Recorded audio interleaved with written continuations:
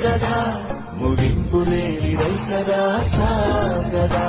నిస్వార్థమెంత గొప్పదో ఈ పదము రుజువు కట్టగా సిరాలు లక్ష వంపదా చిరాక్షరాలు రాయదా నిసీధి ఎంత చిన్నదో నీ కంటి చూపు చెప్పదా నీలోని వెలుగు పంచగా విశాల నింగి చాలదా